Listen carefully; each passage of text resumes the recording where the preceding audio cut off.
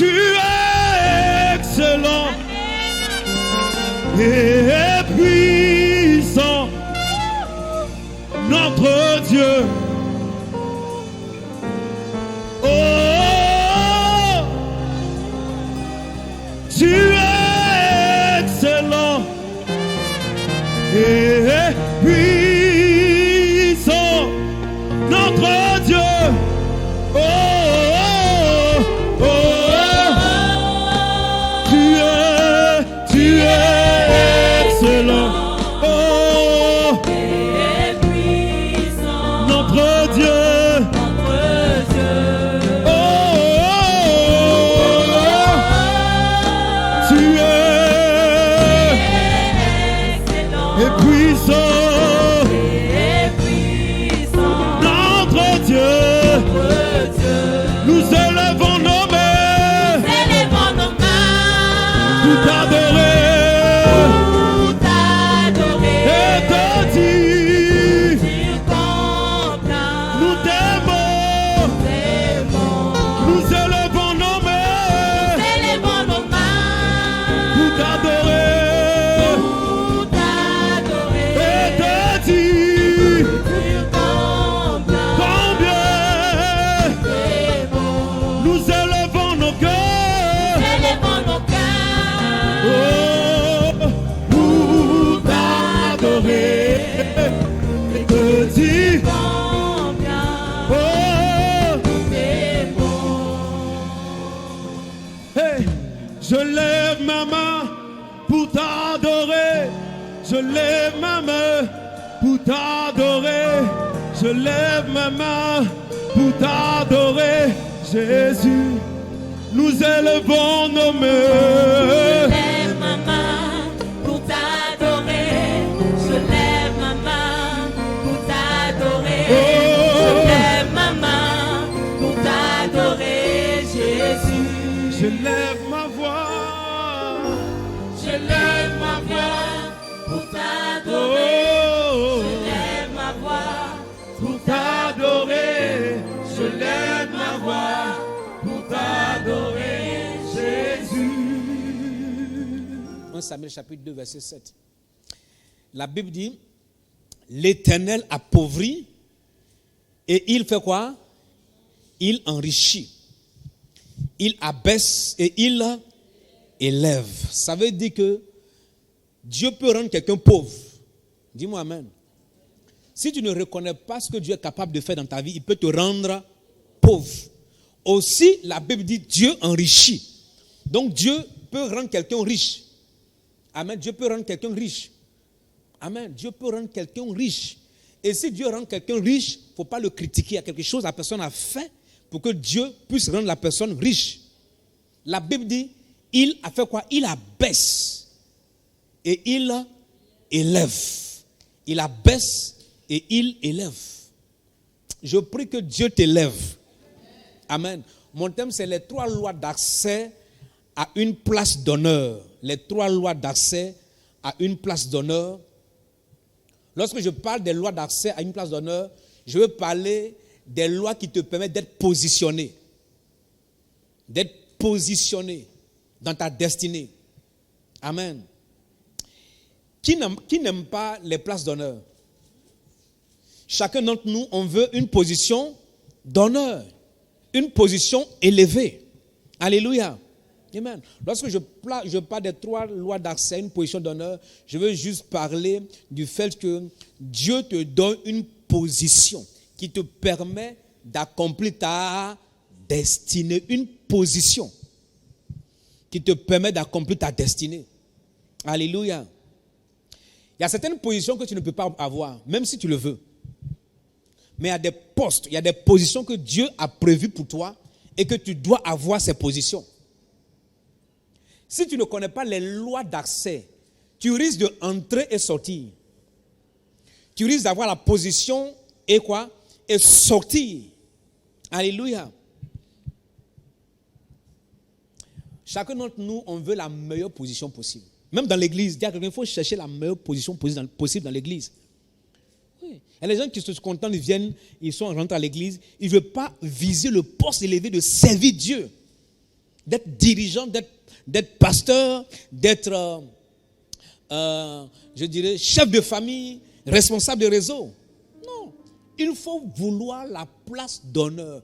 Parce que c'est les gens qui servent Dieu, qui ont la première place, ces personnes sont honorées. La Bible déclare que donner l'honneur à qui? L'honneur dû. C'est pourquoi parfois, certains privilèges qu'on a, c'est juste lié à la position qu'on occupe, c'est tout. N'est-ce pas, non? Oui.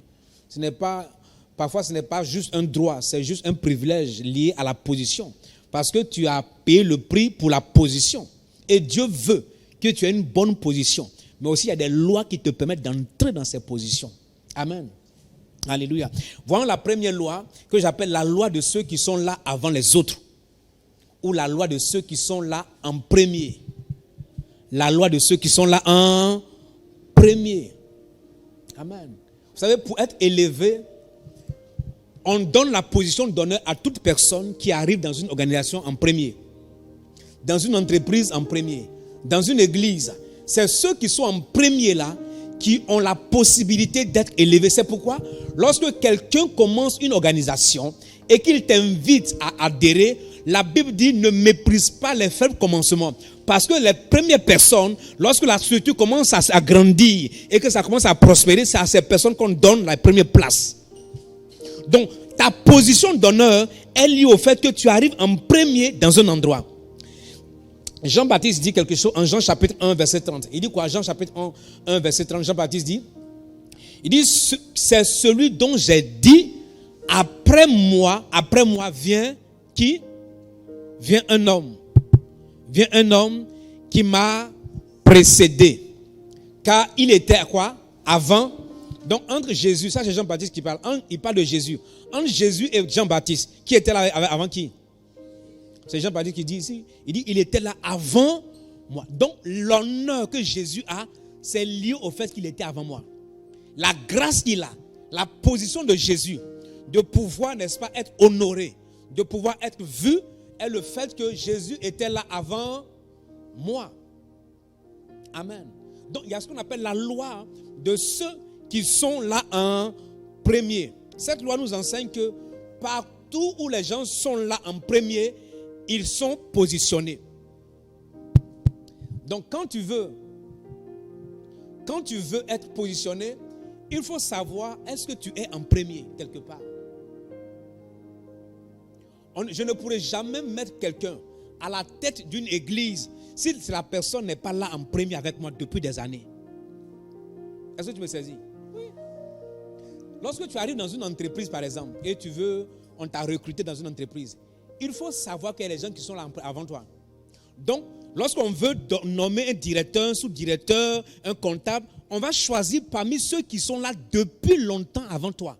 Donc, si tu veux bénéficier de l'honneur, il faut intégrer très tôt une structure ou une organisation pour espérer être positionné plus tard. Tu me saisis? Par exemple, dans un parti politique, lorsque le monsieur crée son parti politique par rapport à sa vision, il commence, n'est-ce pas, non? Il commence. Des fois, tu ne vois pas, tu ne penses même pas que le gars sera présent un jour. Et puis, il t'invite, bon, est-ce qu'on a un parti, viens dire, non, cette histoire, je ne suis pas dedans. Quand tu vois le parti commence à grandir et qu'il commence à avoir la notoriété et qu'à un moment donné, il commence à avoir un premier ministre ou bien il devient président et que tu rentres dans le parti maintenant, quel que soit ton diplôme, on ne va pas te nommer comme ministre. Souvent, le président de la République, il nomme ses amis qui ont de longue date. Même lorsqu'il n'a pas le grand diplôme, il le nomme ministre et il met des personnes autour de lui pour l'aider. Pourquoi? Parce que la position d'honneur, c'est pour ceux qui sont en premier. Aucun président de la République censé, ou aucun roi, ne peut donner 4 postes. Il y a 4 postes clés dans la vie d'une nation, d'un royaume, qu'on ne donne pas à n'importe qui. Si la personne, tu ne connais pas la personne, qui a marché avec toi depuis longtemps. Le premier poste, c'est le poste du ministre de la Défense. Il faut aller faire tes études aux États-Unis, après en Chine, après chez les Russes. Comme il faut être général des généraux. Parmi ces 3, si tu n'es pas proche du président de la République, on ne va pas te nommer ministre de la Défense. Pourquoi? Parce que tu n'étais pas là avec lui en premier. Et c'est un poste clé. On positionne ceux qui sont toujours en premier. Le deuxième poste qu'on ne donne jamais à quelqu'un si tu gouvernes, c'est le poste du ministre de la sécurité. Donc il prend son copain qu'il connaît depuis longtemps, depuis le lycée. Il dit non, il fait copinage. Il ne fait pas copinage, c'est une loi. Une loi des premiers venus. Si tu as mis à quelqu'un depuis longtemps, il te préfère par rapport aux autres. Tu es d'accord avec moi, non? Oui. Les personnes qui abandonnent les anciens amis, pour les premiers amis, tu es en danger. Une personne qui rentre dans ta vie comme ça, qui vient et qui commence à dénigrer l'ancienne personne, c'est une mauvaise personne. Je te dis la vérité. Donc, on tient toujours compte de tous ceux qui sont là en premier pour les élever. Le troisième poste qu'on ne donne jamais à quelqu'un dans une nation, si la personne n'est pas en premier et ami, c'est le poste du ministère de l'économie. C'est là où l'argent se trouve. Le blé. On donne ça à son fidèle compagnon. Ça, si on prend dedans, il sait comment on peut boucler l'affaire. Parce qu'il ne faut pas prendre un opposant pour mettre là-bas. Il va détruire l'argent pour aller acheter les armes pour te renverser. Oui. L'opposant, il cherche depuis. Si tu lui donnes le ministère de l'économie, tu les enrichis. Une personne riche devient puissante. Ou bien. Oui. Le quatrième poste qu'on ne donne pas à quelqu'un, le quatrième, c'est le ministère des Affaires étrangères. Ça, c'est la diplomatie. Il va aller dénigrer ton nom quelque part là-bas. On n'envoie pas quelqu'un qu'on ne connaît pas. Donc les 4 postes, là, on ne donne pas à quelqu'un. Pourquoi? On donne à ses fidèles, des gens qui sont restés avec toi depuis longtemps. Même s'il n'a pas la compétence. Dans une nation, l'Afrique de l'Ouest, il y a une dame qui n'a pas la compétence. Elle était handballeuse. On l'a nommée ministre des Affaires étrangères. Et on avance. Tu te plains, on s'en fout de toi. Parce que la loi des premiers venus, quand on est militaire, on les chicotait ensemble, n'est-ce pas, non? On dit, viens avec moi. Tu n'as pas de compétence, allons. Parce qu'on fait plus confiance. Dans un État, il y a 2 ou 3 jours, j'ai lu, un président a nommé un ancien rebelle, un ancien opposant, vice-premier ministre, il y a 3 jours en Afrique centrale, et deuxième, et ministre de la Défense. J'ai dit à quelqu'un, on va le renverser. On va faire coup d'État. Ça, vous allez voir. C'est un principe. On ne gère pas un pays avec compassion, avec complaisance. Lis la Bible. David dit à Salomon, il dit ce gars-là, Joab était le ministre de la Défense. Il dit le gars-là, il faut l'enlever. Parce que moi, là, je suis un guerrier, je peux le gérer. Toi, tu ne peux pas le gérer. Il va renverser ton pouvoir. Et effectivement, il a fallu renverser le pouvoir de Salomon. Il dit, ne laisse pas ses cheveux blancs dans la tombe. Il faut le tuer pour régner. Il dit à Absalom, Adonijah, et Katla, Shimei, il donne les noms des dangereux gars qu'il faut éliminer pour régner. Toi, tu t'amuses. Tu t'amuses à le pouvoir. C'est pourquoi on choisit des gens, des premiers. Si tu arrives quelque part dans une entreprise et qu'on dit à réunion des ouvriers ou des employés avec le directeur, si la salle de conférence, la salle de la réunion, il n'y a pas assez de chaises, même si tu arrives en premier, il faut te tenir debout. Il ne faut pas aller t'asseoir parce que tu es en premier. Tu es là à la réunion en premier. Il faut laisser ceux qui étaient dans l'entreprise avant toi s'asseoir d'abord. S'il n'y a pas de place, tu t'arrêtes pour prendre note. Sinon, demain, tu auras problème. Et ne rentre pas dans une entreprise et espérant avoir automatiquement du jour au lendemain un poste du moins élevé. Ce n'est pas possible.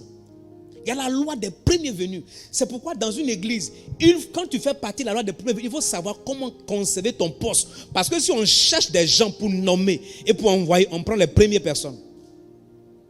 L'apôtre Paul dit, ne confie pas la responsabilité aux néophytes, aux nouvelles personnes qui viennent d'arriver. Amen. Tu cherches à être élevé partout, il faut commencer tôt. Donc quand tu es là tôt, tu peux activer cette loi pour dire Seigneur, j'active la loi de ceux qui sont là en premier pour ma promotion. Dieu intervient. Amen. Dieu intervient. Si tu actives cette loi, il y a des gens, lorsqu'elles arrivent dans une entreprise, elles commencent à raconter, à donner les informations, à raconter les choses sur les anciennes personnes qui sont dans l'entreprise. Tu es en train de faire une grande erreur. Tu vas perdre ton poste. Parce que la personne chez qui tu es en train de raconter des choses là, il s'inquiète pour toi. Parce qu'il dit, mais voici quelqu'un qui vient d'arriver, commence à parler sur tout le monde. Ça veut dire que moi-même là, il va commencer un jour, il dit mon cher, ils vont créer un jour, on va te laisser. Toi, tu penses que tu es en train de servir l'entreprise. Tu n'es pas en train de servir l'entreprise. Oh. Ce que tu es en train de dire là, sur les anciens, parce que les anciens, là, ils ont un privilège sur toi. Les anciens, là, ils ont un poste par rapport à toi. Ils ont fait leur preuve. Dans la difficulté, ils étaient là. Dans le manque, ils étaient là. Lorsqu'il n'y avait rien à l'horizon, ils étaient là. Tu n'étais pas là. Toi, on t'a recruté lorsque tout prospère. Et c'est toi qui vois toujours les défaillances sur les autres. C'est pourquoi, si on va faire une réunion des pasteurs de destinée, j'ai un poste privilégié. Ce n'est pas parce que je fais grandes choses, mais parce que je suis là en premier. Parce que je suis le premier missionnaire, donc on me donne la place des premiers, c'est tout. Ou bien, pas parce que je fais des choses extraordinaires. Ma place là, c'est lié au fait que je suis là en premier. C'est tout. Donc le fait qu'on doit t'élever, c'est pour le fait que tu es là en premier. Si tu arrives dans une église et que tu chantes bien, ce n'est pas parce que tu chantes comme Sinach que je vais te mettre à la place d'Antoine. Est-ce que tu me comprends? Non, je ne peux pas faire ça. Parce que le gars là, depuis combien d'années il est avec moi? Quand tu vois ses anciennes photos, tu vois sa tête, tu dis Dieu est fidèle. Mais un gars comme ça, tu dis Dieu est fidèle jusqu'à aujourd'hui. Et toi, tu débats comme ça, puis on te donne. Non, c'est pas possible. C'est pas possible. Donc, peu importe ce que tu peux faire, je ne vais pas te donner la place. Parce que la loi des premiers me dit que lui, il est là avant toi. Ou bien, donc l'honneur que je peux donner à Antoine, je ne vais pas te donner. Je peux l'appeler, viens dans mon bureau. Ce que je peux lui donner là, je ne vais pas te donner devant. Je ne vais pas te donner. Ou bien, l'honneur que je peux lui donner, c'est un privilège que je peux lui donner, c'est lié au fait qu'il est là avant toi. Toi, tu peux prendre 5 000, 2 000, 3 000, mais je peux lui donner autre chose. Ou bien, quand il vient comme ça, je peux lui donner 100 000, je peux lui donner 50 000. Pourquoi? Parce qu'il est là longtemps. Dis-moi amen. Oh, tu n'es pas d'accord avec moi. C'est pourquoi j'ai pris pasteur Kokou, dit va Djidjolé. Il était là depuis le début quand je suis là. C'est pourquoi j'ai pris Simon, il dit va. Quand j'ai gagné Simon à la télévision, il est resté fidèle jusqu'à aujourd'hui. Donc, quand il y avait des vents, Simon était là. Il y avait la marée, il était là. Le beau temps, il était là. La pluie, il était là. Donc je suis capable de dire va quelque part. La loi de ceux qui sont là en premier te permet d'avoir la promotion. Donc ne méprise pas quelqu'un qui veut t'inviter à commencer avec lui. Ne méprise pas quelqu'un, une structure qui veut t'inviter pour dire frère, est-ce que tu peux t'associer à moi pour qu'on démarre quelque chose? Ne méprise pas. Si tu méprises, la Bible dit ne méprise pas les faits commencement. Pourquoi? Parce que tu ne sais pas que cette structure demain sera prospère. Et si tu avais commencé, tu seras peut-être déjà joint. Ou bien? Oui. Parce que si tu commences, on te nomme. Tu n'as pas commencé, on ne te nomme pas. C'est pas possible. Donc quand tu arrives dans l'église ici, que tu commences à raconter des choses sur les gens là, moi je m'inquiète par rapport à toi. Je dis que tu n'es pas sérieux. Des gens que je connais depuis longtemps. Toi, tu débarques et tu commences à me raconter de leur vie. Non, et la personne est ceci, la personne n'est pas sérieuse. C'est toi qui n'es pas sérieux. Oui. Pas sérieux. Un jour, quelqu'un est venu ici un dimanche. La personne est venue de Baguida. Et après le culte, la personne vient te voir. Et puis, il y a longtemps, peut-être, ça fait 7 ans, peut-être 5 ans ou 6 ans. Je suis rentré au bureau, la personne dit on veut te voir, on vient de tel pays, voici mon nom. Il a dit le nom de son mari. Son mari m'a décédé. Son mari, c'est le frère de Blé Goudi, un truc comme ça. Il est venu me voir. Ah non, c'est telle soeur, je connais, voici sa vie, elle a fait ça. Il dit mais je n'ai rien à foutre avec ça. Je ne vous connais pas. Vous débarquez, vous me parlez de la soeur, sa vie est comme ça. Même si vous avez un problème, allez régler ça à nouveau là-bas. Ou bien, non, je n'ai rien à cirer. Tout ce que tu dis là, il est responsable, moi, il n'a rien à cirer. Jésus même a pris des imparfaits. Ou bien, Jésus même a rempli son église des imparfaits. Un jour, les gens sont en train de se plaindre. Ils sont venus voir les apôtres. On dit non, tu sais, dans l'église là, nous, parfois, nos femmes n'ont pas la bonne portion. On donne aux autres. Si Kevin connaît quelqu'un, il donne une bonne portion. Antoine connaît quelqu'un, il donne le seul. Nous là, on n'est pas d'accord. Pierre dit, allez régler ça, chercher quelqu'un pour nous là, on s'occupe de la parole de Dieu. Ou bien, c'était dans l'église, hein? Je te connais, je te donne la meilleure portion. Je ne te connais pas, je te donne une petite portion. C'était dans l'église. L'église primitive, où il y a le Saint-Esprit là, où les gens meurent du Saint-Esprit là, c'était là-bas. Jésus lui-même, qui est Dieu, il allait choisir les disciples. Il a choisi un Judas, c'est pas moi. Ou bien, lui-même, il est Dieu, il a pris dans ses disciples un Judas. Nous tous, on aura Judas. Donc si je choisis quelqu'un imparfait, ça fait partie de la vie. Donc tu arrives quelque part, tu commences à raconter les choses, les gens sont dans l'entreprise, mais les gens vont te chasser. Il y avait une soeur qui a, par son canal, il y a une autre soeur qui a pu avoir un poste dans une entreprise. Et dès qu'elle commence à rentrer, elle commence à raconter les choses sur la soeur, sur le patron. Elle raconte des choses. Le patron a appelé la soeur qui l'avait fait venir. Mais tu es sûr que c'est ta camarade? Quelque temps, ils ont chassé l'autre là. Elle a perdu son poste. Parce qu'elle était là avant toi. Tu ne peux pas rentrer dans l'entreprise et commencer à dire des choses sur elle. Tu as quelqu'un qui soit sage. Un jour, la Bible dit, ne dénigre pas le serviteur auprès de son maître. C'est pourquoi? Parce que le serviteur, il est resté longtemps auprès de son maître. Toi, tu viens d'arriver, tu le dénigres. N'est-ce pas, non? Tu le dénigres pour rien. Donc, dans l'église, il faut chercher la meilleure position, mais en même temps, il faut, quand tu es en premier là, il faut savoir rester et faire ce que tu as fait pour qu'on te donne la promotion. Dis-moi amen. Dieu cherche des personnes comme ça. Alléluia. Vous savez, David avait des serviteurs, du moins des amis. Quand David fuyait, Saül, la Bible dit que David avait auprès de lui des vauriens. Il partait en exil de pays en pays, il combattait, mais il avait Joab et les autres avec lui. Le jour où David est devenu roi, il a nommé Joab comme qui? Ministre de la défense. Il n'a pas pris le ministre de la défense du roi Saül. Il a pris son propre ministre, celui qui était avec lui depuis quand il était en exil. Pourquoi? Parce qu'il fait partie de la loi de ceux qui sont là en premier. Et il leur fait confiance. Et c'est ceux-là qu'il a nommés pour diriger le peuple, diriger l'armée. Je prie que Dieu t'accorde la loi et accélère la loi des premiers arrivés. Alléluia. Si tu es dans une structure en tant que premier et que jusqu'à ce jour tu n'as pas la promotion, que cette loi soit activée au nom de Jésus. Reçois l'activation de la loi de ceux qui sont là en premier au nom de Jésus. Alléluia. Amen. C'est pourquoi c'est important quand tu vas dans une église, ceux qui se déplacent d'église en église, on ne peut pas te donner confier de responsabilité.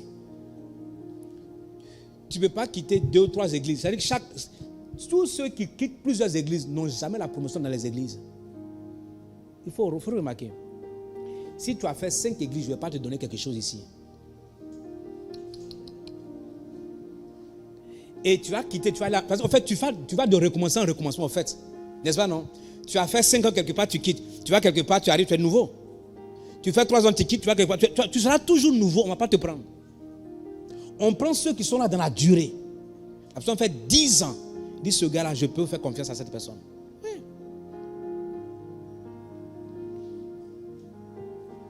Dieu veut t'accorder la promotion. Dieu veut te rendre pasteur. Dis-moi amen. Il veut te rendre un grand évangéliste. Mais il a besoin que tu sois là, quelque part, et que tu débutes. Amen. Alléluia. Comment conserver sa position liée à la loi des premiers arrivés? Pour conserver cette position-là, tu peux perdre la position. Oui. On peut être parmi les premiers arrivés et perdre la position d'honneur. Ce n'est pas automatique. En réalité, quand tu es premier arrivé, c'est ton droit et c'est une grâce pour que tu sois élevé.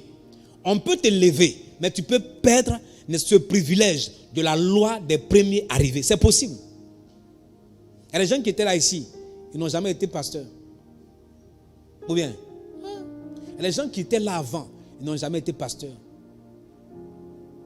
La Bible dit, d'abord, premier élément pour pouvoir conserver sa position liée à la loi des premiers arrivés, c'est mériter votre position par votre travail. Sinon, une autre personne venue après vous prendra votre place. Il faut mériter ta position. Il faut mériter ta place par un travail. Si tu ne fais rien, à un moment donné, on va te changer ou bien. Oui. Si on te donne un poste et que tu ne mérites pas, tu ne travailles pas, tu passes ton temps à boire, même si tu es président, tu es ministre, tu ne fais rien, à un moment donné, ton ami là sera fatigué. Ou bien, il va t'appeler, bon, je ne sais pas quoi en faire, je vais te mettre quelque part, je vais te donner un poste quelque part, ici, là. Mais c'est pourquoi généralement les présidents, là, ils enlèvent le gars, ils le placent quelque part d'autre.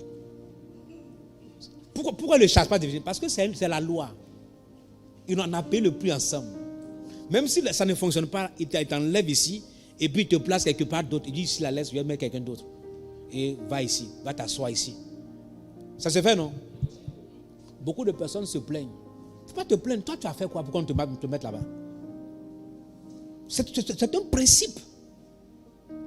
Donc, si tu ne maintiens pas ta position par ton travail, une autre personne peut prendre. Donc, si tu fais partie de ceux qui sont là en premier, conserve ta place par ton travail. Ne démissionne pas. Amen. La deuxième chose, pour mériter et pour bénéficier toujours de la loi des premiers arrivés, il faut mériter et conserver votre position par une vie de sacrifice pour ce que vous devez faire. Si même tu es premier quelque part dans une entreprise et que tu ne fais pas de sacrifice, tu n'auras pas de position. Lorsque le DG dit, ok, ce samedi on doit venir travailler parce qu'on a vraiment on a un marché, il faut qu'on travaille. Tu dis, ah moi le samedi je ne viens pas. À un moment donné, il ne va pas t'appeler. Ou bien, il va donner ça à quelqu'un d'autre. Il dit, bon tu sais, on a un marché, il faut qu'on postule, il faut qu'on présente un dossier, on a besoin de travailler, on a juste 3 jours samedi, il faut qu'on vienne dimanche, on peut aller à l'église, ok, dimanche soir, est-ce qu'à 17h on peut venir? Ça c'est le sacrifice. En réalité, c'est normal que tu ne viennes pas. Mais quand tu maintiens la vie de sacrifice, on te donne la position d'honneur. Quand le pasteur dit, bon, par exemple, dans une église, on dit, bon, ok, on a jeûne et prière, lundi au vendredi, tu ne viens pas. Mais tu n'as pas de vie de sacrifice. On ne peut pas te nommer responsable. On ne peut pas te nommer responsable de groupe de louanges. Ce n'est pas possible. On dit maintenant, on a cellule. On dit que chacun n'a qu'à faire cellule. Tu ne fais pas cellule, tu attends que je t'envoie comme pasteur pour diriger l'église. Tu ne peux pas diriger 5 personnes. Et tu vas diriger l'église.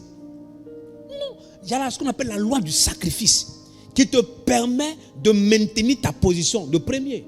Sinon, tu la perds. Tu perds cette position. Dis-moi amen. Fais un sacrifice.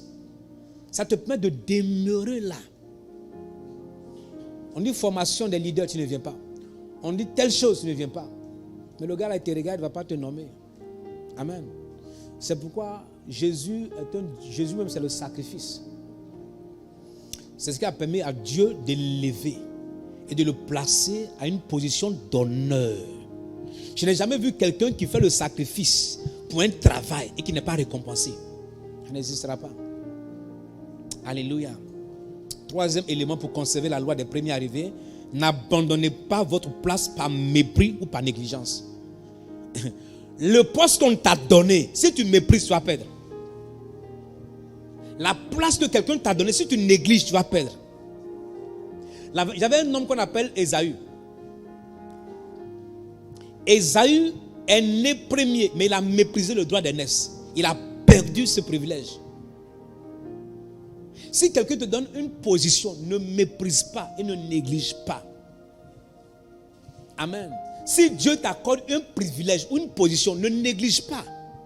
Parfois, Dieu peut donner un don, un talent ou quelque chose à faire. Si tu négliges, il te remplace. Moi, je priais, je crois, il y a 3 ans, je pense, 4 ans, je pense bien. 4 ans, je pense bien. Dieu m'a dit, il y a beaucoup de serviteurs qu'il a remplacés, mais il attend d'élever certaines personnes de dimension pour les faire éteindre. C'était très clair. Il dit que j'ai remplacé beaucoup de personnes. Et j'entends une nouvelle génération qui est en train de monter.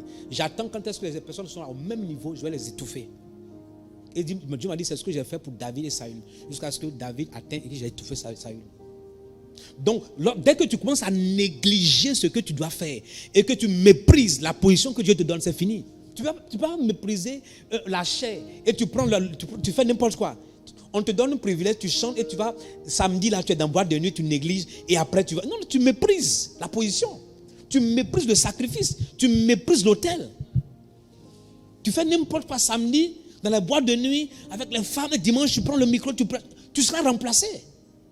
Dieu va te remplacer. Que ce soit même tout ministère à l'église. Tout ce que Dieu te donne, tu ne dois pas négliger, tu ne dois pas mépris. Se marier, par exemple, ce n'est pas un droit, c'est un privilège. Qui pense que se marier est un droit? Non, ce n'est pas un droit que tu te maries. Hein? Avant que tu maries la femme, là, il y avait autour d'elle peut-être 5 personnes qui la voulaient ou bien. Oui, il y a au moins 5 personnes qui tournent autour de la femme, là. Tu n'es pas la première personne ni la seule. Et si elle décide de te marier, ne la néglige pas et ne la méprise pas. Ce n'est pas un droit que tu sois marié, c'est un privilège. Ce n'est pas une garantie. C'est mon droit. C'est mon droit. Qui t'a dit c'est ton droit? C'est écrit dans quelle constitution? Que tu as le droit d'être marié. Dans quelle constitution au monde? Sinon, toutes les femmes seraient mariées ou bien? Oui. Même dans la Bible, ce n'est pas écrit. Dans la Bible, il y a des femmes qui sont restées sans mari. Ou bien? La femme qui avait 5 maris là, elle n'a pas de mari. Elle prend pain de quelqu'un, elle mange, elle s'assoit. 3 ans après, elle prend pain de quelqu'un d'autre, elle lappe bien. Elle met beurre dedans, elle mange tranquille, elle lappe un peu. Elle n'a pas mari. Elle a peur des gens. Dis-moi amen. Ce n'est pas un droit, c'est un privilège. Quand tu vois une femme comme ça, elle est là, il y a au moins 5 personnes au minimum qui sont autour d'elle. Elle dit non, je ne cause pas avec quelqu'un, elle ment. Hein? Je suis seul. Moi, je n'ai pas une personne avec qui cause. Elle est en train de mentir. C'est juste que parmi ceux qui causent ou qui tournent autour d'elle, elle n'a pas encore celui qu'elle veut. C'est pourquoi elle est là. Tu penses qu'elle est célibataire? Elle n'est pas célibataire. Elle est semi-célibataire, elle est métisse. Elle est semi-célibataire, semi-mariée. Donc elle est dans les deux. Elle est une femme métisse. Amen. Donc elle attend juste la bonne personne. Donc si tu arrives à la marier, il ne faut pas penser que, n'est-ce pas, il ne faut pas mépriser. Ne néglige pas. Tu vas perdre ta place. Si un homme te marie, ce n'est pas un droit. Amen. Souvent lorsque tu rentres dans la vie de quelqu'un en tant que première personne venue, il faut savoir entretenir. Ou bien, n'est-ce pas, non? Entretiens la femme, entretiens l'homme. Il faut savoir maintenir la personne dans un entretien. Parce que tu peux perdre ton poste. Il y a certains messieurs, il y a certaines personnes, certains hommes, ils t'ont marié la femme parce que tu es la première venue qu'ils ont vue. Ou bien? Oui. Si. Parce que tu as été la personne qu'ils ont rencontrée dans leur entourage et puis tu as apprécié ton mari. Ce n'est pas parce que tu es la plus belle. Hein? Non. Donc, il y a d'autres personnes aussi qui tournent, qui sont là. La vie là, Dieu a horreur du vide. L'univers a horreur du vide. On doit combler le vide. Donc quand tu méprises, tu n'entretiens pas, tu méprises, tu négliges, un jour tu vas perdre ton poste du moins. Tu vas perdre ta position. Donc cette loi t'emmène à comprendre que fais attention. Même si tu es premier, il ne faut pas négliger. Travaille. Maintiens le sacrifice. Le mariage, c'est un sacrifice, c'est ça non? C'est un sacrifice. Ça ne te plaît pas, mais il y a certaines choses qui ne te plaisent pas, mais tu fais par sacrifice. Pour maintenir ta femme, pour maintenir ton mari. Si tu négliges un jour, tu vas voir que bon, c'est fini. Il est parti. Elle est partie. Et tu vas prier contre les gens. Ça ne va pas marcher. Ça va pas marcher. Tu vas prier, tu vas jeûner, tu vas prier, tu vas lier, ça ne va pas marcher. Parce que le monde spirituel régit par des lois. Ou bien, deuxième loi, la loi de préférence personnelle ou de choix personnel. Cette loi-là dit que Dieu décide de choisir qui il veut donner la promotion ou l'élévation. Amen. La Bible dit Dieu appauvrit et il enrichit. Il abaisse et il élève. Donc Dieu peut décider. Tu peux être premier quelque part, mais Dieu peut décider d'élever quelqu'un qui est venu après toi. C'est son choix. Tu me saisir? Donc cette loi, d'abord la première loi qui fonctionne, c'est la loi d'abord de ceux qui sont là en premier. Dieu applique toujours cette loi. Maintenant, Dieu rentre dans la loi de préférence et de choix personnel. Il décide, il regarde les têtes. Même si les gens sont anciens, il décide dedans en disant, toi, je te donne la première place. Ça, c'est moi qui choisis. La loi de préférence. Je prie que Dieu t'accorde cette loi. Même si les gens t'ont dévancé, Dieu t'accorde cette loi. C'est pourquoi un jour Jésus a dit quoi? Il dit, les premiers seront un jour les derniers et les derniers seront les premiers. Dieu décide. Lisons un texte dans le livre de Romains chapitre 9. Verset 11, verset 16. Il dit, car quoique les enfants ne fussent pas encore nés, on parle de Jacob, d'Ésaü, du sein de Rebecca. Il dit, car quoique les enfants ne fussent pas encore nés et qu'ils n'eussent fait ni bien ni mal, Jacob n'a rien fait de bien. Ésaü n'a rien fait de mal. La Bible dit, afin que le dessein, le plan d'élection de Dieu subsista sans dépendre des œuvres et par la seule volonté de celui qui appelle. On dit l'élection, Dieu choisit de t'élire. Tu n'as pas fait campagne. Il vient dire, ta tête me plaît, tu es élu. Il dit, quoi que les enfants ne fussent pas sortis, verset 12, il dit à Rebecca, l'aîné sera assujetti au plus jeune, selon qu'il est écrit. C'est pourquoi, c'est vrai que Isaïe va venir d'abord, n'est-ce pas, non? Mais il sera assujetti à Jacob, c'est mon choix. Il dit, j'ai aimé Jacob. Qu'est-ce que Jacob a fait? Dis-moi. Il n'est pas encore né. Ils ne sont pas encore nés, mais Dieu dit, moi, j'ai choisi, j'ai aimé Jacob. Et j'ai haï Qu'est-ce qu'Isaïe a fait pour qu'on puisse le haïr? Qu'est-ce qu'Isaïe a fait? C'est ce qu'on appelle la loi de préférence. Verset 13. Verset maintenant 14. Verset 14. Okay. Verset 14 dit, que dirons-nous donc? Y a-t-il en Dieu de l'injustice? Loin de là. Car il dit à Moïse, je ferai miséricorde à qui je fais miséricorde. Et j'aurai compassion de qui j'ai compassion. Ainsi donc, cela ne dépend ni de celui qui veut, ni de celui qui court, mais de Dieu qui fait miséricorde. Ça dépend de Dieu.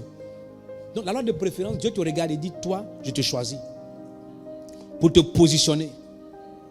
Souvent, il faut prier pour la loi de préférence. Ce qui amène les gens à être jaloux, c'est que les gens ignorent la loi de préférence. Dieu décide de te bénir au détriment de quelqu'un d'autre. Pas parce que tu as fait des efforts, mais c'est son choix. On me suit? Dieu décide de donner un mariage à une femme, pas parce que tu es trop belle, mais c'est son choix. Et ce qui fait que les belles femmes là sont jalouses après. Oh yes. Quand tu vois quelqu'un trop jaloux, pourquoi elle est mariée, nous on n'est pas encore mariés? Parce que tu ignores la loi de préférence. Dieu décide qui doit se marier. Parfois. Amen. C'est la loi de préférence. Dieu décide. Et si tu ne connais pas cette loi-là, tu vas perdre quelque chose. Tu vas perdre de grandes choses. La miséricorde de Dieu existe. On appelle ça la bonté de Dieu. Même quand tu ne mérites pas, il te donne. Il t'accorde. Alléluia. Il dit cela ne dépend pas de celui qui veut. Il y a certaines positions que tu veux, Dieu ne va pas te donner. Amen, tu me suis? Il y a certaines positions que tu veux, Dieu ne va pas te donner. Il y a certaines choses que tu veux dans la vie, Dieu ne va pas te donner. Dieu, des fois, nous donne en fonction de notre position réelle. Mais aussi, il décide de donner la promotion à une personne qui arrive dans une entreprise qui fait 2 ans juste. De te lever. Tu peux être vieux. C'est pourquoi les vieux dans les entreprises sont des féticheurs. Ils aiment marabout. Parce qu'ils sont dans les entreprises, dans l'administration. Ce sont les basseurs qui sont là-bas. Dans l'administration, les vieux, ils ont les canaris sous leurs choses, là, sous leur bureau, partout. Ils ont fétiche partout. Quand chaque matin, là, tu vois les gens. Demain, lundi, là, il faut aller, tu vas avoir un fétiche dans le bureau de quelqu'un. Ils ont mis devant, juste parce qu'il est jaloux.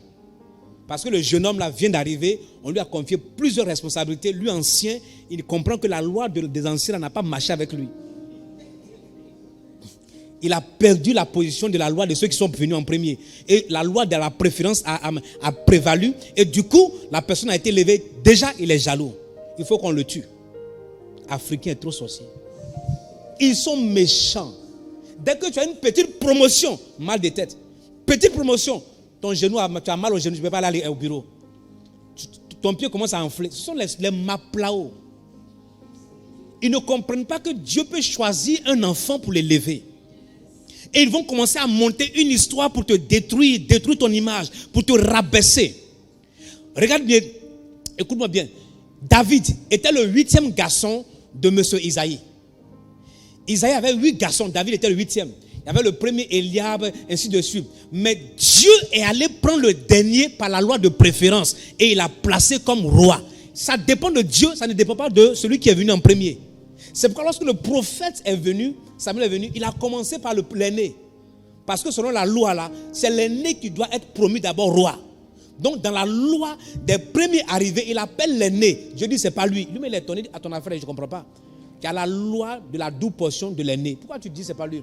Jusqu'à il finit, on dit il y a un dernier. La loi de préférence. Quand David arrive sur le champ de bataille, ses ennemis là sont jaloux. On sait que tu es arrogant. On connaît ta malice.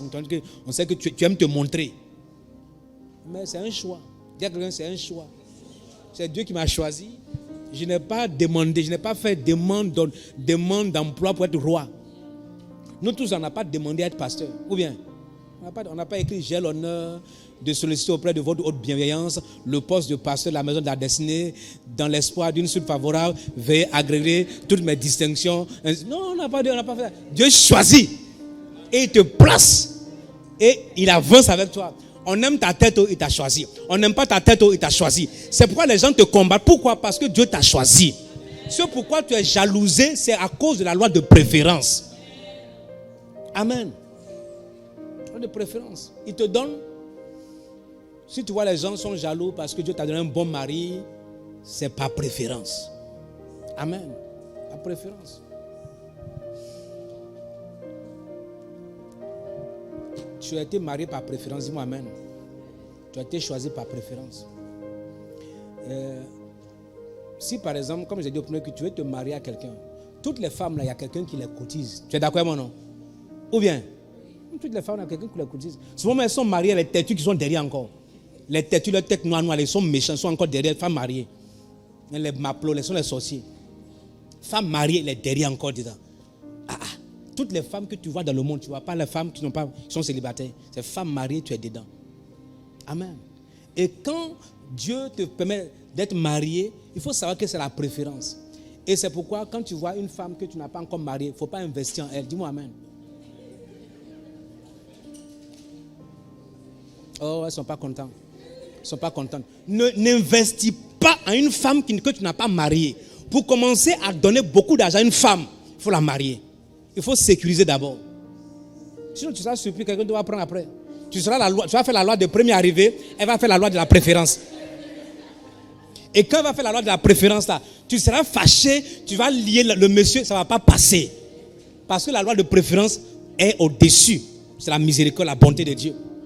Quelqu'un doit prendre ça, il va commencer à marier. Tout ce que tu as investi, c'est pourquoi les gens disent, j'ai payé tes études. Est-ce qu'on t'a demandé quelque chose? On t'a demandé de payer les études de quelqu'un? J'ai payé tes études, maintenant tu penses que je ne suis pas à ton niveau. Mais tu n'es pas à son niveau, mon frère. C'est la réalité. La réalité, c'est que tu t'es arrêté en terminale. Elle a fait bac plus 7. Mais tu n'es pas à son niveau.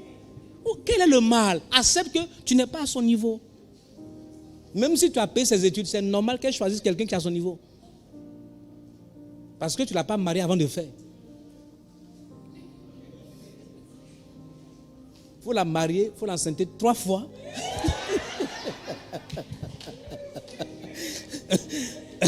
Avant d'investir. Sinon, la loi de préférence va venir. Ça va contrecarrer tes projets. Et tu vas pleurer après. Non, je suis en train de juste blague. Il ne faut pas la marier, il ne faut pas l'enceinter 3 fois. Il ne faut pas faire ça. Il ne faut pas faire ça. Amen. Ouais, la loi de préférence, là, il faut faire attention à la loi de préférence.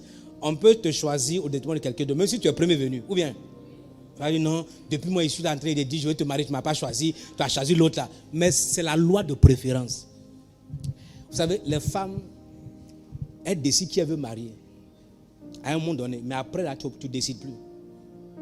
Il y a une période où la femme décide qui elle veut marier. Il y a une période où tu maries qui veut te marier. Oui, c'est la réalité. Vous savez, les gens disent non, plus la femme, tu prends de la valeur. Ce n'est pas vrai. La femme ne prend pas de la valeur après 40 ans. Ce n'est pas possible. Ta valeur se dégrade. Même quand tu travailles. Non, c'est une réalité. Ce n'est pas juste. C'est une réalité au fait. Tout ce qu'on est en train de dire, on est en train de te tromper. C'est une réalité. Plus tu avances, plus tu te dégrades. Et en plus, lorsqu'une femme, tu as un enfant, 2 enfants, 3 enfants, ça devient compliqué. Ça va être compliqué. À moins que le monsieur apprenne tes enfants. Je te dis la vérité. Donc, à un certain moment, quand tu vois une femme qui dit qu'elle ne veut pas se marier, c'est qu'elle a plusieurs choix. De 20 ans jusqu'à 27 ans, 28 ans, tu as beaucoup de choix de te marier. Oui. Après 33 ans, tes choix ou ta possibilité diminue. 35 ans, ça diminue. 40 ans, ça diminue. Donc, tu n'as plus de choix après 40 ans. Tu attends quand quelqu'un vient, tu acceptes. Je te dis la vérité. Oui. C'est pourquoi il est bon pour une femme de se marier tôt que d'attendre. Quand tu penses que beaucoup de personnes viennent autour de toi, tu penses que tu es la plus belle. Tu n'es pas la plus belle. Il faut remarquer, quand tu as 23 ans, 24 ans, 25 ans, le nombre d'hommes qui viennent. Quand tu as 28 ans, il faut voir la statistique autour de toi. À 30 ans, ça va diminuer. Certaines femmes pensent que la beauté reste éternelle. Non, parce qu'à 40 ans, tu as dit que tes chances de procréer diminuent. Donc quand un homme doit rentrer dans ta vie, il se dit, à combien de temps je dois encore faire un enfant? Ta chance de procréer diminue. Mais l'homme là, jusqu'à 100 ans, il peut faire enfant. Oui. Donc il faut savoir vivre par rapport à toutes ces choses. Quand quelqu'un vient avec toi, tu me ressembles. Oui, parce que tu as 23 ans. Mais si tu n'as pas 23 ans, il ne faut pas dire ça. Amen. Tu as commencé à avoir 35 ans, tu ne peux pas dire ça. Et tu ne peux plus choisir comme tu veux. Ou bien? Mais généralement, la femme marie la personne qu'elle veut. C'est pas parce qu'il n'y a pas des gens autour d'elle. Hein. Elle a des gens autour d'elle, mais elle voit la personne n'est pas ce qu'elle veut. Donc elle attend. Elle attend jusqu'à ce qu'elle trouve. Mais il y a une période, quand ça passe, le choix diminue. Et tu dois faire avec à un moment donné. Une mère qui a 3 enfants, tu n'es pas marié, et tu dis, moi, je vais choisir tel homme. Tu es insensé. Tu es insensé. Marie quelqu'un qui te veut et qui peut être le père de tes enfants. Ou bien, tu n'as pas de choix. Tu n'as pas de choix. Moi, j'ai horreur. Ce qu'il faut, c'est que si un homme a des enfants, une femme, il faut que l'homme soit responsable pour les récupérer, de s'occuper. La femme soit libre. Si elle veut se marier, elle est libre pour se remarier. Parce que c'est compliqué pour une femme de se remarier avec des enfants. Et les hommes doivent comprendre ça. Oui. La femme peut se remarier à 30 ans, 40 ans, c'est possible. C'est possible, n'est-ce pas, non?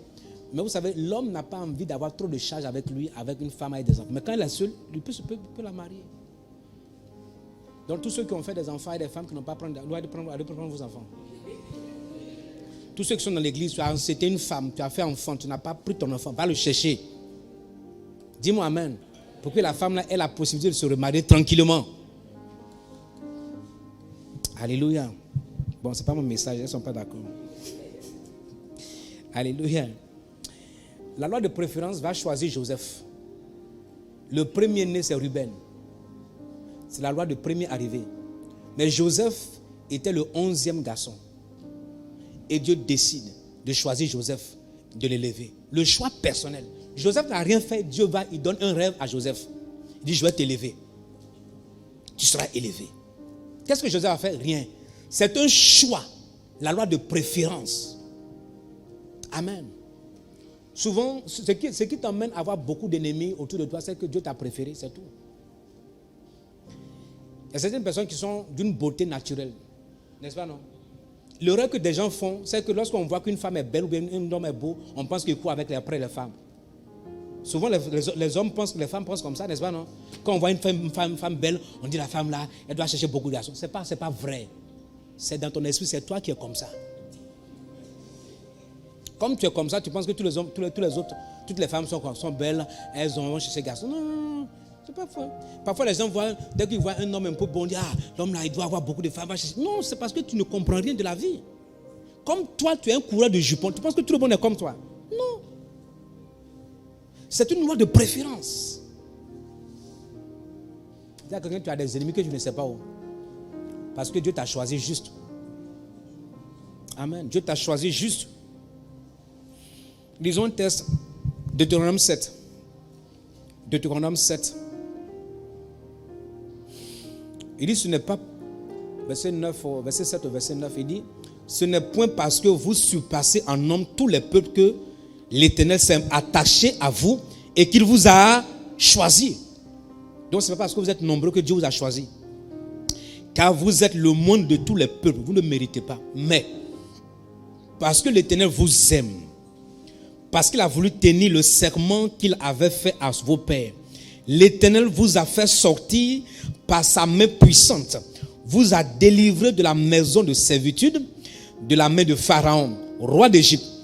Sache donc que c'est l'Éternel ton Dieu qui est le Dieu. C'est Dieu, ce Dieu fidèle garde son alliance et sa miséricorde jusqu'à la 1000e génération envers ceux qui l'aiment et qui observent ses commandements. C'est une grâce. Je n'ai pas choisi Israël parce que j'aime Israël. J'ai choisi Israël parce que j'ai une alliance, parce que je les aime. Amen. C'est un choix. Pas parce qu'Israël était meilleur. On appelle ça la miséricorde, la loi de préférence. Donc des fois, Dieu peut te donner un bon poste par préférence. Dis-moi amen. Dieu peut t'élever par préférence. Et vous allez voir que certaines femmes ont la préférence de leur patron et des gens commencent à dire non, elles sont avec le patron. Elles ne sont pas avec le patron. Toi, c'est ce que tu veux faire pour avoir la place. Et donc, comme elle a la place, tu penses qu'elle fait la même chose. Non. Il y a des femmes qui sortent avec leur patron pour avoir une position. Il y a d'autres, elles ne font pas. C'est la loi de préférence. Il y a ce qu'on appelle une aura. Parfois, les gens parlent l'aura. Mais c'est une grâce autour d'une personne, un vêtement de grâce et de faveur.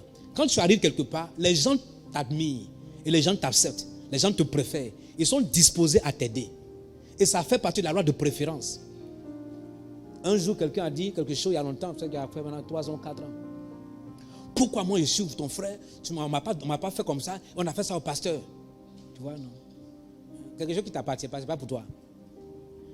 La personne juste a aidé par rapport à quelque chose qu'il a donné. Pourquoi? Loi de préférence. Personne ne mérite la loi de préférence, mais Dieu décide de t'accorder. Je prie que Dieu t'accorde la loi de préférence. Que cela soit activé au nom de Jésus. Comment conserver sa position ou sa place d'honneur selon la loi de préférence? Si on te donne cette place, il faut la conserver. Pourquoi? Parce que tu n'as pas mérité. La grâce, personne ne mérite la grâce. Il faut savoir tout faire pour maintenir cette grâce. Saül, le roi Saül, a été élevé par Dieu. Il n'a pas su maintenir la grâce. Il a perdu sa position. Il n'a pas demandé à Dieu de le nommer, de le choisir comme roi. Mais il a perdu par négligence. Il a perdu cette position. Donc lorsque Dieu t'élève, ne méprise pas. Première chose à faire, première attitude, pour conserver la loi de préférence, il faut quoi? Attitude de loyauté et de reconnaissance. Sois fidèle à la personne. Sois loyal. Tout ce qu'on te donne par préférence, tu dois être reconnaissant et loyal. La loyauté, c'est quoi? C'est la fidélité sans faille. Même si tout bascule, je suis avec toi. Je ne t'abandonnerai jamais. Même si tout le monde t'abandonne, je suis là. Je ne vais pas t'abandonner. Cette loi dit que tu dois être loyal. De sorte que lorsque la tempête passe, la personne te donne une promotion. Il y a des gens qui vont te quitter dès que tu auras des problèmes. Il y a des personnes qui vont te fuir dès que tu as problème. Lorsque tout va bien, ces personnes sont avec toi. On est avec toi. Tu es notre gars. On est avec toi. Dès que tout va mal, ces personnes disparaissent. Manque de loyauté, de fidélité. La fidélité, c'est que si la personne tombe, je suis là. Je n'abandonne pas. Pierre a reçu, vous savez, Jésus a choisi les gens. Ils n'ont pas demandé, ils n'étaient pas qualifiés. C'est pourquoi Pierre doit comprendre que c'est un homme loyal. Judas n'a pas compris la loyauté. Il a vendu son maître, la déloyauté, et il est allé en enfer. Dieu exige la loyauté. Si quelqu'un t'a donné une promotion dans l'entreprise, il faut être loyal à cette personne. Un jour, j'ai dit à quelqu'un que si quelque chose arrive à la maison de la DG, moi, je prenais toujours position pour mon bishop. Peu importe la situation, je serai toujours de son côté. Je serai toujours de son côté. Je crois qu'il y a quelques années en arrière, il y a des trucs bizarres. Et puis, les gens murent. Et puis, un jour, mon bishop fait rêve. Il y a 4 ans, 3 ans en arrière, il fait rêve. Et puis, il a peur. Il s'est dit non, j'ai fait rêve par rapport à tout ce qui se passe à l'église. Et j'ai vu 2 personnes qui étaient avec moi. Il y a vu Logon et puis c'était un autre pasteur. J'étais son nom. Il dit ceux-là, ils sont avec moi. Il dit peu importe. Et puis quelque chose s'est passé un jour. Quelqu'un m'a rapporté. Il dit non. Peu importe si moi je serai toujours avec mon bishop de son côté. La loi, la loyauté, la fidélité, la reconnaissance. Il pouvait choisir quelqu'un d'autre comme premier missionnaire. Ou bien, je n'ai rien fait de meilleur pour être choisi comme pasteur pour venir au Togo. Il pouvait le faire à quelqu'un d'autre. Donc quand quelqu'un te préfère à quelqu'un d'autre, sois reconnaissant, sois loyal, célèbre la personne. Au jour d'aujourd'hui, on ne peut pas faire confiance à quelqu'un. Les gens ne sont pas loyaux. Les gens ne sont pas fidèles. Ils sont fidèles quand tu leur donnes l'argent. Le jour où tu ne leur donnes pas l'argent, les gens se retournent contre toi. Mais si tu fais ça, tu vas perdre. Si dans une nation, dans un parti politique, le gars te préfère, il dit, toi, tu es avec moi, tu es mon adjoint, sois loyal. Ne va pas faire les réunions de marche. Le président de la République, tu fais partie de parti d'opposition, n'est-ce pas, non? Et puis on regarde, parfois on prend un homme de l'opposition pour nommer ministre, n'est-ce pas, non? On te prend comme ministre. Tu as un devoir de reconnaissance. Depuis que tu as marché dans ton parti politique, on ne t'a pas nommé ministre. On ne t'a pas donné. Maintenant, tu as 4 gardes de corps. Tu as 3 voitures de service. Tu as une maison de fonction. Tu as un budget par mois. Et tu as un salaire. Et on te donne un budget, n'est-ce pas, pour les missions. Et tu es opposant. On t'a pris. La loi te dit reconnaissance et loyauté. Quand on dit le parti ABC à réunion pour la marche pour boycotter, tu ne vas pas. Si tu vas, le président sait que tu es parti, le lendemain on te remplace. Parce qu'il faut aller, ton chef de parti va te nommer ministre, on va voir. C'est un principe. Donc si toute personne qui t'a aidé une fois, sois reconnaissant. Dieu aime les personnes reconnaissantes. Il aime la gratitude. Les personnes ingrates ne prospèrent pas longtemps. Tôt ou tard, tu vas perdre ta position. Fais l'effort d'être loyal et reconnaissant envers une personne qui t'a aidé un jour. Si quelqu'un a fait de toi un pasteur, sois reconnaissant. Un jour, j'ai écouté un prophète qui disait que il a un certain nombre de pasteurs, il a fait d'eux les pasteurs. Quelque temps après, le pasteur dit que oui, le prophète là, il n'est pas de Dieu, il n'est pas vrai, que c'est un faux prophète. Il a dit, mais dans ce cas-là, le pasteur que je te donne, c'est un faux pasteur, il faut enlever alors. C'est moi qui ai fait de toi pasteur. Donc enlève aussi, il faut refuser de pasteur. Ou bien, un faux prophète qui te nomme pasteur, tu es aussi un faux pasteur. La logique te dit que tu es un faux. Donc toi aussi, il faut démissionner. Mais tu es là, sur le manteau de quelqu'un qui t'a pris, qui t'a placé pasteur, et tu dis, lui, c'est un faux prophète. C'est l'ingratitude, tu vas perdre. Dans le ministère, tous ceux qui ont été ingrats n'ont pas prospéré. Parmi, Jésus avait plus de 500 disciples. Quand tu lis la Bible dans Actes des Apôtres, parmi ses disciples, il a choisi 70. Parmi les 70, il a choisi 12, y compris Judas. Et puis un jour, Jésus a dit quoi? Il dit, vous allez juger les anges au ciel. Il n'a pas dit vous allez juger les hommes, vous allez juger les anges qu'on a créés avant vous. Parce que vous avez participé à ma gloire et à ma honte. Vous allez avoir 12 trônes. Judas, tu n'as pas mérité. Et on te donne un poste d'avoir le trône au ciel et de juger les anges. Tu as méprisé, manque de loyauté, manque de reconnaissance. Il allait en enfer. Quand une femme te préfère, il faut bien la chérir. Dis-moi amen. C'est à la reconnaissance bien. Parmi tous les hommes qui sont venus, elle m'a préféré, donc je dois être loyal. On te dit d'être fidèle, tu n'es pas fidèle. Tu passes ici, tu passes à gauche. Et maintenant, si elle t'abandonne, tu as dit non, elle m'a. Pourquoi tu fais ça? Pourquoi ton esprit est comme ça? On te demande d'être loyal, d'être reconnaissant. De temps en temps, là, il faut faire des cadeaux. Dis-moi amen. Quand quelqu'un t'a choisi, il faut faire cadeau. C'est pourquoi les femmes ne font pas de beaucoup de grands cadeaux. C'est pourquoi les femmes ne font pas de bons cadeaux à leur mari. Elles sont assises, elles savent ça. Elles sont conscientes que ce que le pasteur dit là, il est en train de nous toucher, mais est-ce qu'il ne peut pas laisser cette affaire là? Parce que nous, on est conscient qu'on ne fait pas cadeau. Les femmes, parce que pour faire cadeau, il faut réfléchir beaucoup. Pour quelque chose qui va plaire à la personne. Mais les femmes ne réfléchissent pas beaucoup sur ça. Tu sais pourquoi? Parce qu'elles t'appellent bébé. Un bébé, on ne réfléchit pas pour donner un cadeau. On ne réfléchit pas pour donner un cadeau à bébé. Ou bien, moi, tu m'appelles bébé pour aller où moi, bébé. Moi, un vieux comme ça, tu m'appelles bébé. Donc, elles vous appellent bébé, c'est pourquoi elles vont acheter des bardets pour te donner un bébé. On ne réfléchit pas pour te faire cadeau. Dès que tu fais marcher des gens, ça c'est pour bébé, prends. Bébé, tiens, elle t'envoie ça. Elle ne réfléchit pas beaucoup parce qu'on t'appelle bébé. Un bébé, on ne fait pas un bon cadeau à un bébé. Dis-moi amen. La Bible dit Sarah appelait Abraham son maître, son seigneur. Donc, appelle ton mari autre chose. Un bébé. Qui t'a dit bébé?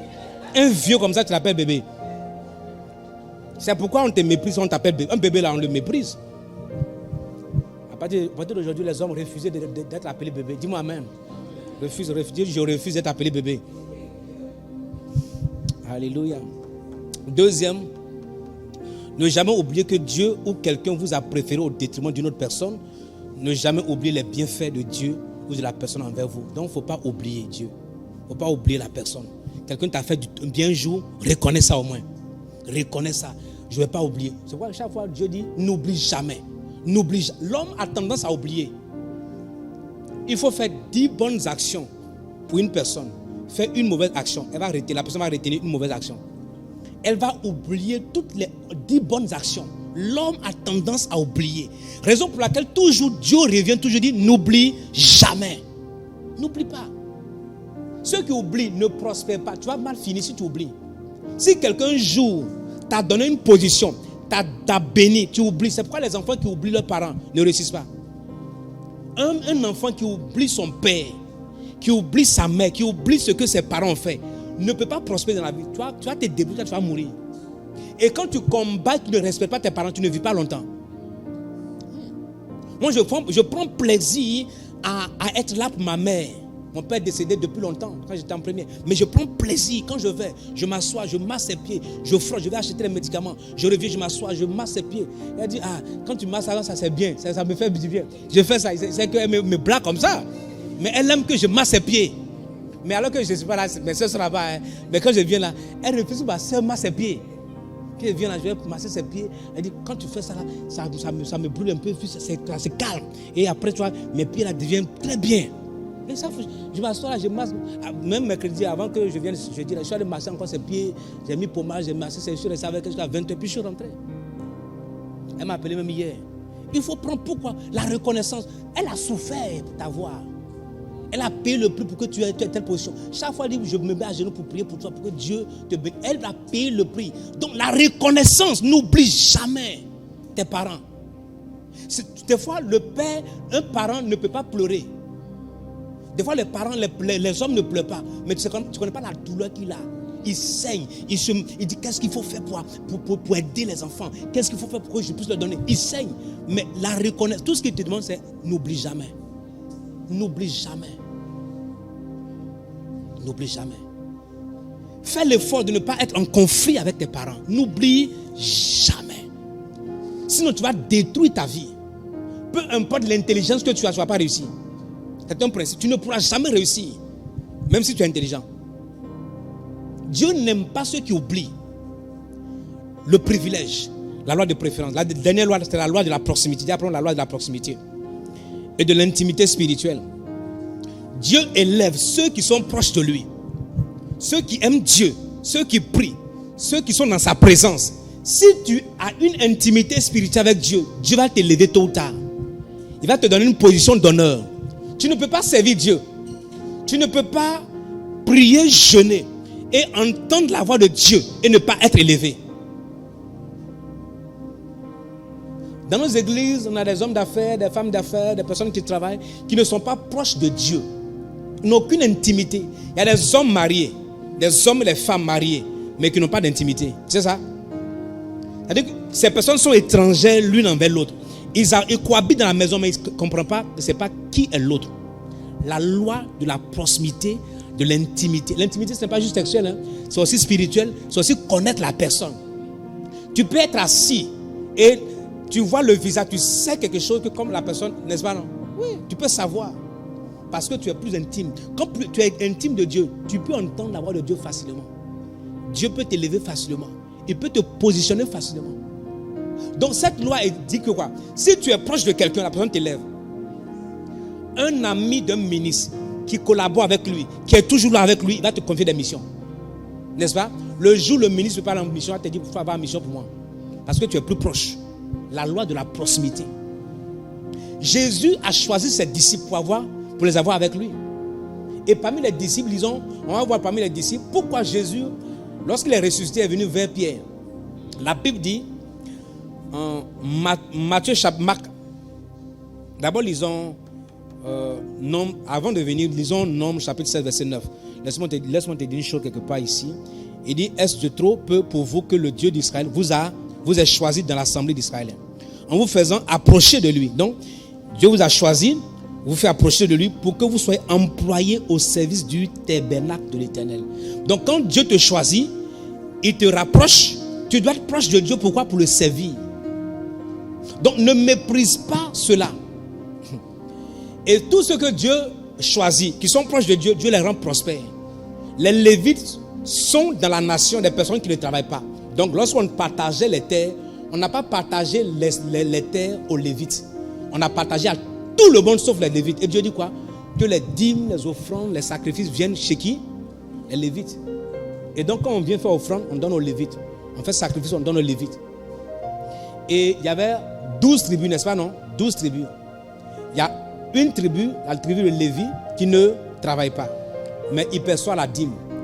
À supposer que les 12 tribus là, on a 12, il y a une tribu qui ne travaille pas. Et chaque tribu a 1 million. Et chaque tribu, 1 million, la dîme de 1 million, c'est combien? 100 000. Donc si chacun donne 100 000, ça fait combien? 1 million 100. Et les autres tribus ont combien? 900 000. Donc entre les Lévites et ceux qui ne sont pas dans le temple de Dieu, qui est riche? C'est pourquoi Dieu enrichit les pasteurs et tu es jaloux. C'est un principe de Dieu. C'est pourquoi quand Dieu élève les pasteurs, il les élève pourquoi?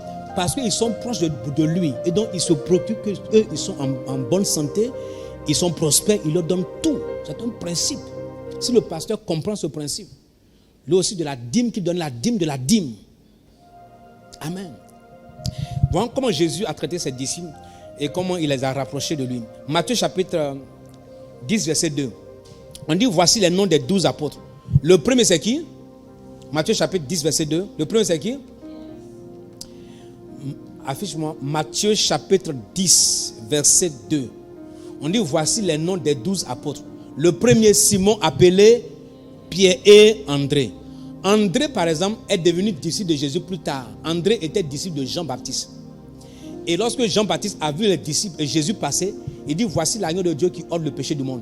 Et André était parmi eux. Et donc André est parti vers Jésus. Il dit, maître, où tu habites? Et ils sont partis. Quand André a vu, André est parti directement à chercher Pierre, son frère. Et il a connecté Pierre à Jésus. Donc pour Jésus, Pierre est son premier disciple. André est venu par la suite parce qu'il a démissionné quelque part. Amen. Et donc, la Bible, on dit, voici le premier, Simon, appelé Pierre, son frère. Et on parle de Jacques. Et son frère qui? Jean. Donc, Jésus, pour ses premiers disciples, c'est qui? C'est Pierre, c'est Jacques, c'est qui? Jean.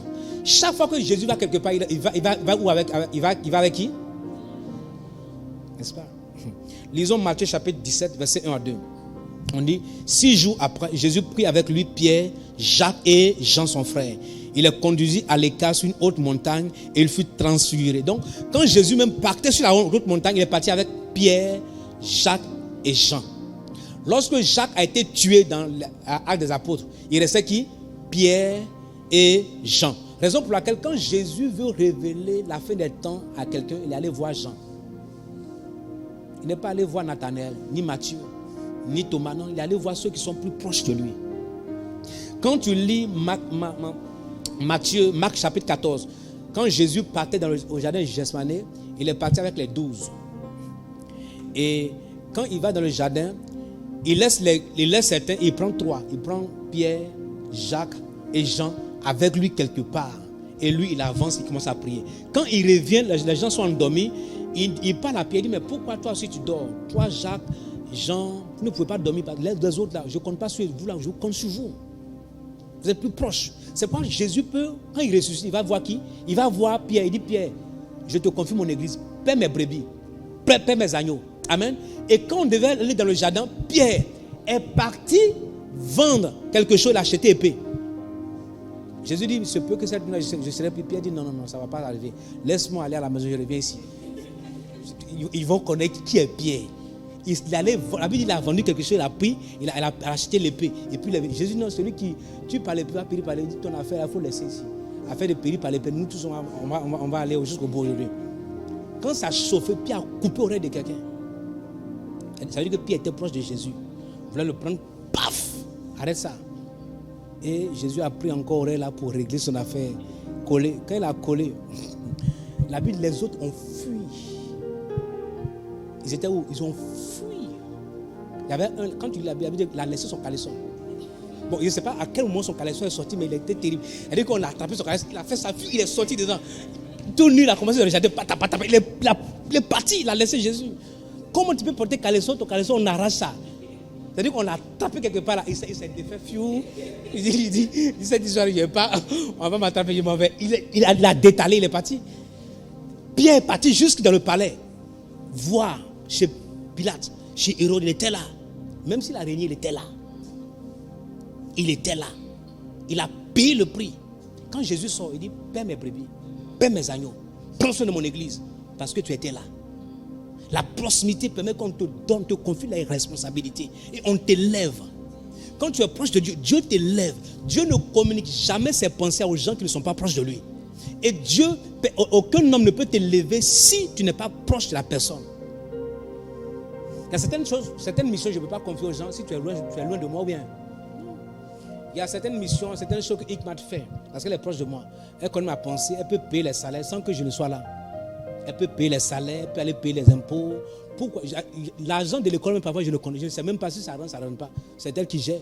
Pourquoi? Parce qu'elle est proche de moi, elle a capté mon esprit, elle peut payer les salaires, me décharger. Et on élève. Si demain on dit, il faut nommer quelqu'un pour gérer, je cherche quelqu'un pour gérer l'école, dit, prends la fille là, regarde ton adjoint. Je sais de quoi je parle. N'est-ce pas, non? Je nomme quelqu'un, dit, prends la jeune fille là, Hikmat, pour qu'elle soit ton agent pour gérer nos écoles ici. Dans la vision, on devait avoir plusieurs écoles. Dans chaque église, on devait avoir plusieurs écoles dans la vision. Si demain Dieu nous fait grâce d'avoir plusieurs écoles, on dit, prends la fille là, gère les écoles avec elle. Elle peut le faire. Pourquoi? La proximité. Amen. Et tu payes le prix. La communion, dans la proximité, c'est ce qu'on appelle maintenir cela par la communion avec Dieu ou la personne. Pour bénéficier de la loi de la proximité, aussi entretenir une bonne relation avec Dieu et avec la personne. Bonne relation, relation de prière. Tu ne pries pas assez et tu veux que Dieu te parle. Tu veux être ministre, tu veux être pasteur, tu veux être chef de famille, tu ne pries pas. Tu ne pries pas pour ton réseau et tu es chef de réseau. Tu ne pries pas pour ta famille et tu es responsable de famille. Et tu veux que Dieu t'élève. Alléluia. Cherche à connaître les projets de Dieu ou les projets de la personne. Soyez disposé à être un partenaire à ces différents projets pour maintenir, bénéficier.